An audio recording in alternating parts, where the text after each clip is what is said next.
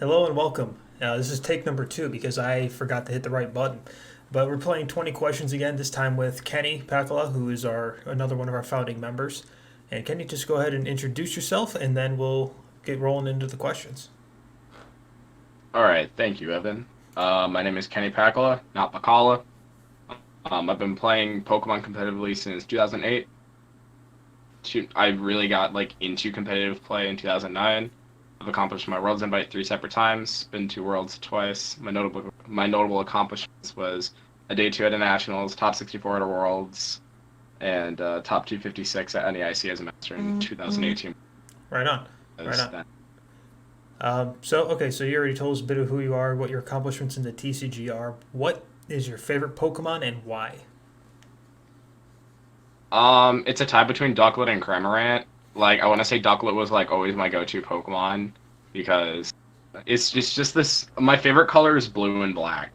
So just to see this stupid duck just go whang and just be there, just a blue duck. Just it makes sense. And I'd also in all my years of playing Pokemon, I'd like to quack. It was just I don't know how. So then Jake Bragdon, another friend of mine, he goes, Kenny, you're just like a ducklet. I'm like, all right. So then, for those who don't know me, I bought Troll and Toad out of 5,500 ducklets, and I made a binder collection of them for $200. And yeah, Cramorant is there because he's another dumb bird, and his shiny Yep. literally makes him look like a Cheeto. Yeah, that is completely completely true. Next question. What got you into Pokemon in general? For me, for instance, it's like it was the anime. It was on before school, so it's like, oh well, that's how I got hooked. So, but how was it for you? Like Pokemon or the TCG? Pokemon, just in Pokemon in general. Okay, so this story is actually pretty funny. So when I was younger, I really wanted to learn how to play Yu-Gi-Oh! And this is 2006, 2007. Okay, yeah. And I was lingering around Target and I was trying to get Yu-Gi-Oh cards, and I got them. The next day, my mom surprised me with a Pokemon pack, and I threw a fit because I was like, "This is not Yu-Gi-Oh." Then I Nope. opened it, and I don't remember what I pulled. It was at the beginning of the level X's, so it probably was 2008. And I opened up a level X, and I was like, "Ooh, this looks really cool." And then I had a neighbor who would play with me, and me and him both thought, yo, Beldum is the strongest card in the format because it has a shredder on its butt. So Right. anything we threw down, Beldum killed it. Yeah, of So course. I guess that's really what got me into it. It was just a pure accident. There's nothing wrong with that. Um, Nope. so next question is, what about the Pokemon community has kept you involved in the game as long as you have played?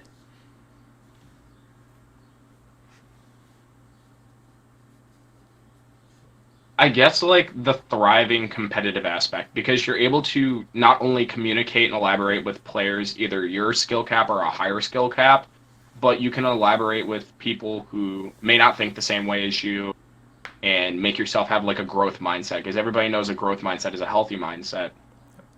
So I would say just the sheer factor that you can go into a growth mindset going with the community while retaining a ton of friends, which I have a lot of personal friends outside of Pokemon that I still retain and hang out with regularly. Right.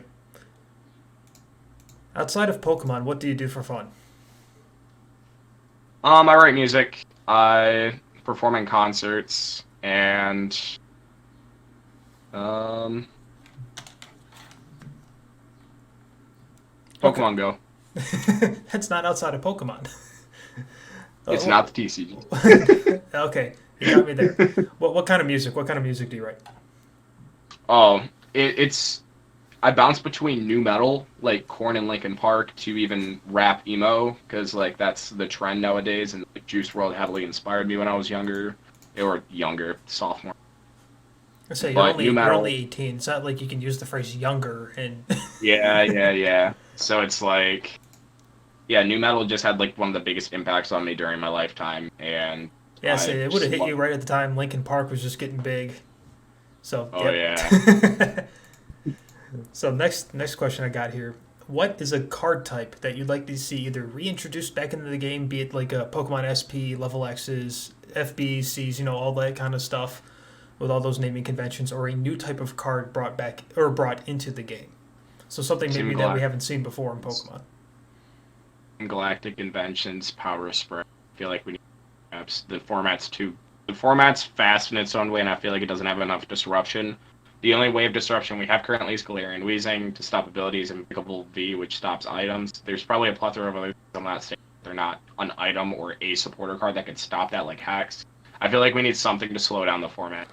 I see like Power Spray, yes, and it'd be like you have less than 3 Vs in play. If you errated it to that, I feel like it could be more balanced than what it actually is. For those who don't know, Power Spray was a card that, let's say Kenny and I are playing against each other, and he goes and activates a Poke Power. I could play Power Spray from my hand and stop it dead in its tracks, and it wouldn't activate. It was it was fantastic. It did exactly what it was supposed to do. It introduced an element of disruption into the game that we currently don't have. We don't have anything that you as a player can do on your opponent's turn to do anything. You just kind of sit there and wait for them to take their turn. Yeah, if anything, I'd also try like Headringer again, because Headringer was Headringer was cool, absolutely. And maybe make a beefed up jamming net, a couple things like that. Yeah. What is your favorite format to play? Standard, expanded, unlimited, legacy, various cube formats, you tell me. My favorite format would have to be it would have to be standard. I feel like it's really strong. I feel like a lot of the aspects that lean towards it and like the skill cap of it compared to expanded is extremely high. Oh my god.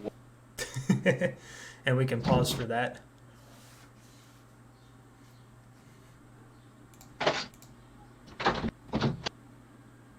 She knocked on my door. And walked away. What a mom. Yeah, this is literally how she knocked on the door. She goes, headphones. Couldn't wait. Couldn't wait. Well, through the magic of editing, I'll be able to take care of that, no problem. So, on to the next question then. Are you more in favor of a more simplistic format, like what I would label the black and white through the majority of X and Y era, or something more complex, like the Diamond Pearl era that reigned supreme for 3 years strong? Or do you like this kind of balanced format where we're at right now, where you kind of you're not super easy, but you're not ridiculously technical? I feel like Diamond and Pearl era, like high skill cap, because that really pushes forward who is like some of the most intelligent players in the game, and it can show off exactly how smart you are. Like Premawa, we all knew he was a very good player previously, and It wasn't up until like he got second at Worlds in 2010 with Gardevoir, where it was like, oh, he's actually extremely intelligent, and then he got top 8 at Worlds in 2012, which only furthered him. So I feel like a format where like it requires a high skill cap and like expectations, like you need to, with like the Lux Chomp mirrors going back and forth in Diamond and Pearl era and Hard Gold Soul Silver, it was who's playing the most power sprays to stop this, who's playing the counter to Dialga Chomp, who's playing the counters to Garchomp, Luxio. So it's like it was just an extremely balanced format that just had endless possibilities of decks that could actually do well, and the ones that did do well while reigning in the format were still easily counterable, like Turtwig. That really was a big counter for a lot of meta decks at the time that people weren't playing, didn't know about it, like sleeper plays that could come out of high skill cap formats like that. When constructing a deck, what is your secret to building said deck? Like, what I mean by that is, what attribute is the most important for you when you're building a deck? Consistency, hands down. Whenever I'm building a deck, I literally start off with the Pokemon line. So, per se, I'm playing a Stage 2 deck. I go 4-1-3 of the Stage 2, depending on what it is. Like, per se, a 4-1-3 Hydreigon, and then I go 4 Quick Ball, 4 Pokecom, or Pokeball, because Pokeball is making a resurgence. And then I go 4 Professor's Research, typically 3 or 4 Marnies, triple losses orders, and then I go from there. Like, I just put all the staples that could be consistent, and then I go from there. Most of the time I'll like drop out, like I'll leave out like some of the supporter cards, like I mentioned, like I'll leave out Marnie because there could be a better supporter card than Marnie, but Research is obviously extremely strong. Yep. Quick Ball, Pokeball, obviously strong cards you could switch. For Pokemon Communication, you can play Great Ball, you can play Evo Incense, so it's like endless possibilities, but you just got to keep consistency in your. and that's what I mainly do with mine. So, and then I go with tricks, and they typically work. Yeah, I mean consistency with just the right sprinkling of text does seem to be the way to do for the most successful decks to reign supreme. Oh yeah. What type of deck do you enjoy to play the most? Be it control style, something aggressive, defensive, joke decks. You tell me.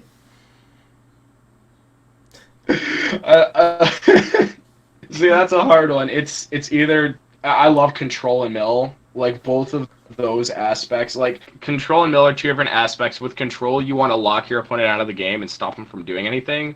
And then with mill, it's like here's fast aggressive mill. I love the aspect where I can just look at my opponent in the eye and smile and just say, "Oh, I'm having so much fun preventing you from playing Pokemon," and they're just looking at me angry. So then I'm like, by the end of the game, like, yeah, you're gonna seem like a douchebag, but at the same token, it's like, yeah, I'm having fun while being one. It's kind of like the logic of Brad. Like he knows he wants to be a douchebag, but he's having fun doing it.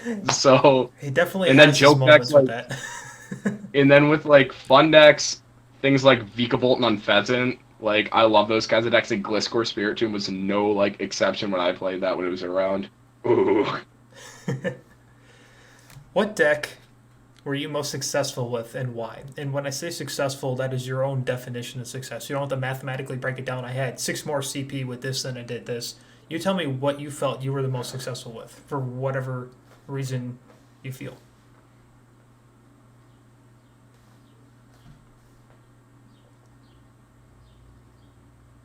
It's a tie between Raikou Magnezone and Mega Ray.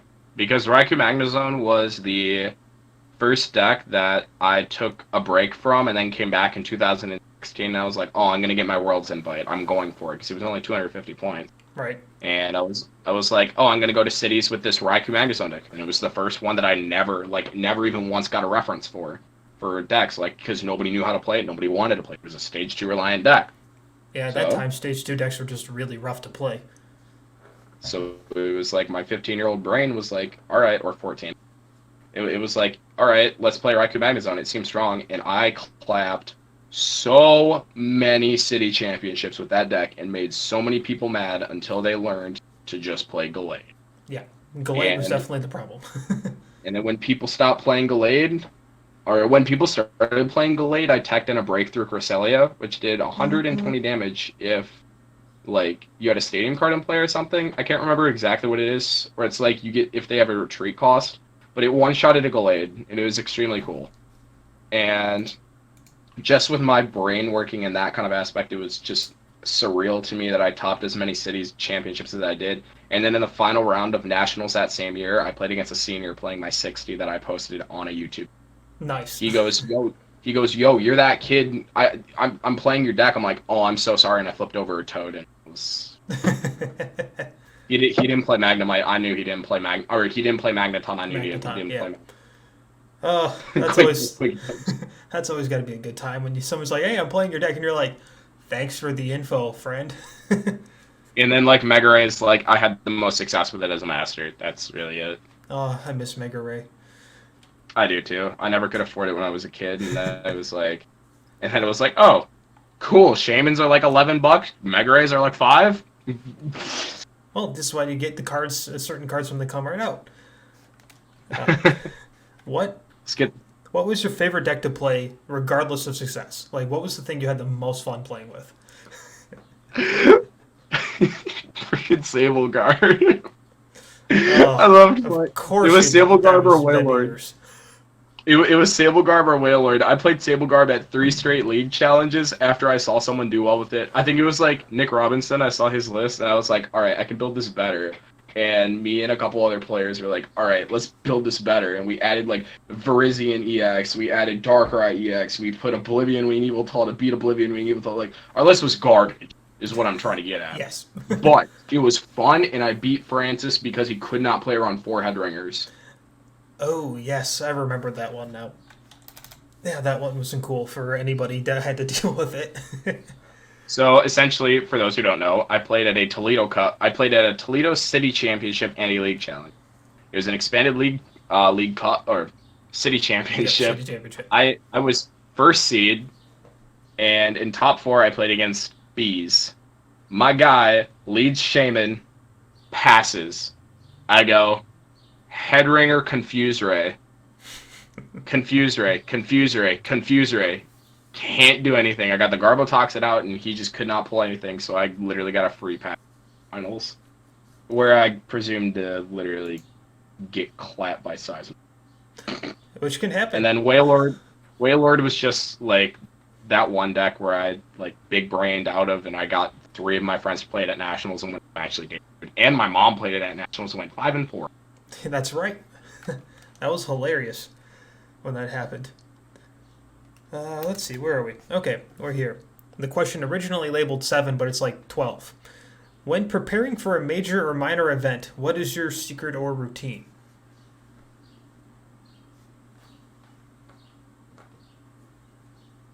Hanging out with friends late at night. For those who don't know, I love to party in a sense with Pokemon players before tournaments at night. Evan knows from experience. I got from Collinsville Regionals. I was up until 3 a.m. at Steak and Shake with Josh Sutherland and a plethora of other players, trying to, because you elaborate with other players the night before and get like info, and you just learn a bunch of things before a tournament. So it's like, all right, I'm gonna go hang out with them. Maybe we'll get some insight on what decks are gonna be doing well, or what decks I could be playing. And not only that, you typically, during that tournament, you don't have time in order to hang out with your friends because they're all just bundled up in one room playing the game. So I guess my secret routine is take a shower, put on deodorant, brush my teeth twice, wink at the nearest person I see on the drive-through. All right, so just as a refresher there, when Kenny says he likes to party, he means he just likes to hang out with everybody that he can possibly find at all times. Correct. Next question. Do you travel frequently to events? If so, what has been your favorite city or venue that you have gotten a chance to play at? Denver. Holy crap. Okay, so to answer the first question, yes. I do travel pretty frequently. Okay. I've been to almost every single regionals except for Daytona, San Diego, and the Carolinas. San Diego's a little overrated, I'll just tell you that. Yeah, and Madison and Albany, whatever the new ones were. Like, so it's like I've been to quite a few. Denver was by far one of my favorite areas of all time. While there wasn't really a lot of food options because you had to cross a freaking highway to get anywhere near food, there was a KFC, a Subway, and a pizza place. Good luck finding anything there. So, but the whole area was pretty fine. I stayed with Rex because he actually lives, or he has a house in Colorado. For those who don't know, he's a local of mine, and I childhood friends with him for a while.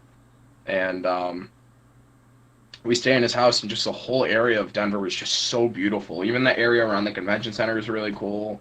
Like, other than that one flaw of there being little to no food, I could not complain even one bit about Colorado. It's almost always sunny. Nothing wrong with that.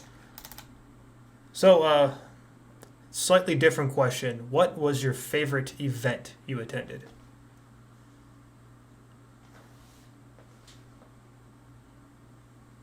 It was either Nationals 2015 or Collinsville this past year. Dallas is also a close one, but the only reason why it wasn't Dallas is because one specific person kind of blew it for me, or one instance, I should say. But Collinsville was really fun because I got to hang out with a lot of people I really never hung out with before or even knew. I got to finally travel with ODG as an entirety, like I did for the first time at NEIC. But when it came to Collinsville, we were all like in the same room, testing together, just being a team. Yeah. And it felt so surreal to me. Even the car ride down with Dart asleep, getting PO'd at everything, Brad being PO'd, and Nick just sitting there confused all hell. And it was such a fun car ride. That's where I found Bombshell for the first time, and I'm still playing it on repeat. Yep. So it's like, it's like I learn music, I stay with friends, I have great experiences when it comes down to it. NEIC 15 was my first one since 2013, and Panic at the Disco was performing right outside the venue, if anybody remembers that. It was so great. The food options were great. I played Megalodios. I donked 4-9 March players after they chose to go second because they had no idea what my deck was. But it was funny. So I went 6-2 on that event. With frickin' Latios. Mega Latios, to be exact. So I not lost the... to 2 Toads because Ryan Shore told me to take out Verizia, and I got so mad when I flipped Ooh. tails on lasers. Yeah, I would too. What was the most fun you had at an event?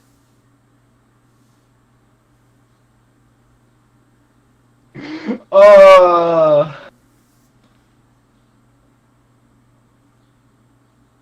that's actually a really good question. So, like during an event, I don't know. We left or we like left that outside. question more generalized. Like, it could just be on the drive down. Like, man, this really set the bar really high. Could have been something that happened at the actual main event. Could have been at a side event. Could have been at the hotel room afterwards. You tell me. So there were two instances. One was where I brought Sutherland, Joe Turrentine, and a few other people to bombard our room while I went to the bathroom and grabbed a few of my things. And then Brad was just standing there. He goes, "I don't know who any of you are, but you are more welcome than Kenny is in this room, and he's staying with us." Oh yeah, that's right. That was And that was that was kind of that was probably what 9:30, 10 o'clock on that Friday night yeah, before Collinsville. Okay. it was so funny. Like that entirety was so funny. And going to Steak and Shake later with Josh and just playing this Xander's Cube. It was so fun. And then the other one would be when I was already at a losing record. I almost made day two at Collinsville. And this was round 9 where I knew I was playing an auto loss. I was playing Snorlax. My opponent's playing Jalen Jones, actually. He was playing Ultra Necroz McGarb. And I'm like, all right, this matchup's already dead. So I just said, look, if you let me live, I will use every attack possible in my deck. Will you let this happen? He goes, for you, I'll let it happen. So I go in, I attach a triple acceleration to Altaria, and there's like 6 judges huddled around my game. And I go, wing attack! And the judges are just like, what is going on right now? Like, they started laughing. And then I ran down the aisle and back, and people are just staring like, what is going on? I sit down, I'm like, Scoop! Good game! And he's like, okay. He wasn't ready for that. To be That's just my honest, I crackhead don't think energy. I'd be ready for that either. I'm so fun to play against at events. Like, Yeah, you can be. so, You're either way too much fun or like way too serious. There's no in between. All right, we'll move on to the next question. What top players or content creators have inspired you to try new things in the game? there's 3 of them. There's the original, which was Puka, Kyle Puka Sukovic, or the top cut. Him and Team Fish Knuckles, Squeaky. Both of them influenced me to become a bigger, like, the player that I was during 2015, 2016. Squeaky would post a bunch of lists, and I'd edit them, and then I'd go to Puka, and he'd play all these bad deck Monday decks, and I'd just convert them to what I felt like were strong, and I'd play them from there. And I felt like that was the beginning of me becoming a stronger deck builder and just becoming a smarter player. It's also like world-renowned Heretic. Also, I guess I'm a little biased because Steve's a personal friend of mine, but world-renowned Heretic also, like, even though his decks were suboptimal, sorry, Steve. He still had some good ideas when it came to it, and he'd always help me out whenever I'd message him on Messenger, like, every single time. And the last one would be Zach Lesage, because in 2012 I was having a really rough time with figuring out decks because I just missed my invite, and I wanted to play in the... I believe the LCQ was around that. Yeah, it was the LCQ. So I was playing in the LCQ, and I had no idea what I was going to play, and he posted a CMT list online. I was like, all right, this will be cool. So I played a CMT list, and I ended up making it through the LCQ. But I slept through the World Championship right as I made it through the LCQ. Well, Me and my mom didn't set an alarm. I was tired from, like, jamming out with a bunch of my friends. I was an 11-year-old, and we're like, all right, let's get... And 3 hours, we're like, oh. So we flew all that way, went through the LCQ, just... So you do realize this means you can no longer make fun of Jared for not showing up to his round two at Fort Wayne all those years ago because you slept through Worlds. I was a junior. You can't fault me. He was a master. He should have known. I don't disagree with you there. He's a big boy. I wasn't. He was a big boy then. So next question: what was your favorite match against a top player or somebody that's easily recognizable within the community, and what happened? Ross Coffin. Yeah. Oh, he hates me for this. So, I played him twice. And the first time I ever met him, I saw the pairing because I knew what he was playing. He was playing Mega Ray, and I was playing Raikou Electro. Nice. I wanted it. Yes. I wanted to hit him. He just lost to Houndoom Mill, and I was like, ooh, put him in my bracket. And then I'm like, Rex, I think I'm about to play Ross. Online pairing couple, and I play against Ross. I'm like, oh, let's go. So I sit down, I'm like, dude, it's an honor to play you, honestly. I've been wanting to play against you since you brought the truth to World 2. He goes, oh, that's good. What are you playing today? I'm like, Raikou. He goes, okay. He flips over Array, I flip over Raikou, I go, I go Ultra Ball for Voltorb, Ultra Ball for Raikou, Shaman set.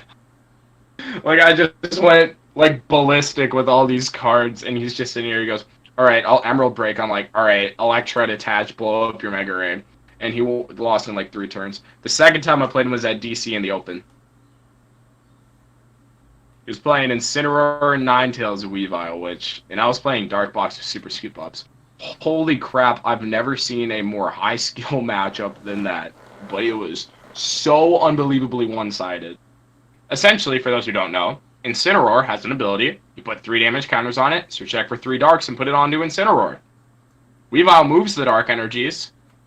Ninetales grabs 2 items when it gets evolved into, and he played all these little box attackers. I forgot what the GX attack did on Incineroar. Yeah, a little bit. So I sent up the Mega Tyranitar, and I was like, alright, I'm going to take 3 prize cards on you. He just sends up the Incineroar and just goes game. I'm like, what do you mean? He goes, ability. I'm like, and he goes, Darkest Lariat GX. I'm like, what does that do? He goes, 50 times the number of damage counters on me. I'm like, Yep. You deserve that one. And then on turn 3 on time, I was going to win. And then he goes, oh wait, I'm stupid. I'm like, no, you're not. He kamikazed his own Incineroar so I could take 2 prize cards to activate Beast Ring to blow me up and use Pale Moon GX. That's always a good way to do it. Oh, it was so bad. So, next question on the list then. What are your goals for when live Pokemon returns? Whenever that may be. Day 2 regionals. And I know it's going to happen. Everybody's telling me it's going to happen, and I will. I don't mean to sound cocky arrogant, but I've been delayed for too freaking long now. It's been about 4 years since I've been a master, and I will day 2. Because I feel like I've become a stronger player than what I have, and I feel like I have 35 post-rotation decks built right now.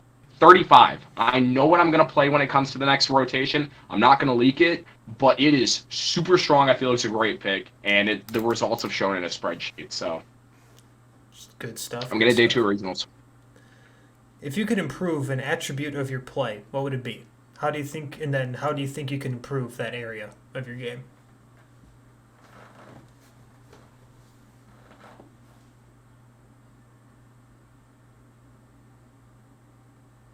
I want to say, like,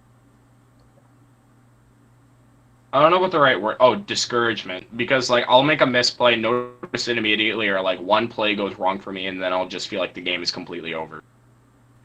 Or, like, especially with me, if I see my opponent take the first prize card, I just go immediately in the mindset of, oh my god, I'm going to lose. When I shouldn't. There's a lot of times where I play decks where I'm like, oh, I'm forced to give up prize cards. And, I shouldn't. Or, like, there's times where I'm going to play Electrode, I'm going to play Mismagius, and then I'll still get discouraged because I'm like, oh, I just gave up that prize. Was that even the right play? And I'll just, like, my mind will just go into a different reality of playing terribly, which is why I'll play phenomenally in testing, but when it comes to a tournament, I'll just play very bad because I'll just go into that mindset immediately because I'll be all, like, hectic that I'm making terrible plays. So if I could really, like, improve at anything, I'd be discouraged. You need to, the term for that they use in baseball is pitchers having a short memory. Okay, cool. I just gave up this home run to this guy. No big deal. I got to throw the next pitch. I'm gonna get this guy out. That's what you need to work on then. If you can dodge a wrench, you can dodge a ball. If you can dodge a wrench, you can dodge a ball. That's exactly right. Definitely would. If you can dodge a wrench, like that's a useful thing. So, last question. What advice would you give a player starting out in the game? What lesson have you learned that others can learn from? If you're playing against a top player, don't look at him as a top player. Look at him as any other player because you're just going to get discouraged and make a ton of misplays and worry, oh my god, I'm not optimally playing. Because I've played against so many top players and I've beat them. I've played against so many top players and lost to them, and I still don't get discouraged. Like one of our local areas, we have Christopher Szymanski, Alex Szymanski, Diane Szymanski. Like we have like even Alex Baker, the Team Taste brothers. Like all of them are top players in their own sense in a way, and they've been around the game for a while. So it's not like I get discouraged even in the slice when I see them locally. Like of course I'll be in the mindset of okay, I've got to play perfect, or they're going to use that one turn window to just get me. So I just like in my mindset growing up as well, I feel like a piece of advice would be just slow down. I've learned that lesson way too many times, and I've thrown so many games just going way too fast. Evan can attest for me. It was at one of his winner boxes against Pearson. Yep. I played way too fast. Miscalculated a few things. I played at League Cups and I've miscalculated a lot of things, or like I'll go too fast building a deck, like because people, I make decks in 30 minutes. I test them, I edit them. When I go into a tournament, I play a list, 2 games, then I go into the tournament. Not enough testing. So, I guess if anything, slow down. Don't get discouraged when you see or play against a top player. Just be friendly to them. Be because nobody likes a douchebag. Just be friendly during your games. That's why I am. And just don't be discouraged when it comes to your deck building skills, because there are players who are like, yeah, desperately I need help when it comes to deck building. But be open-minded and be like open for opportunities or advice, because people who never take advice or people who are narrow-minded don't really do well or perform the greatest, or their deck building skills just kind of fall in the wayside. Always be open-minded to constructive. I would agree. So I guess that's at the end of this video. Any shout-outs you want to give before we cut? Shout out to Joshua Sutherland, because he's Joshua Sutherland, and Zach Lesage, because we just the 3 of us always like video call at night and discuss a ton of decks together. Shout out to Ben Merritt, he's trying to get there, boys. And shout out to ODG, because ODG is ODG. Absolutely. All right, that's it for this one. Next time, I don't know who I'm interviewing. It could be me getting interviewed. We're not sure yet. We're getting it all figured out. But we'll see you next time.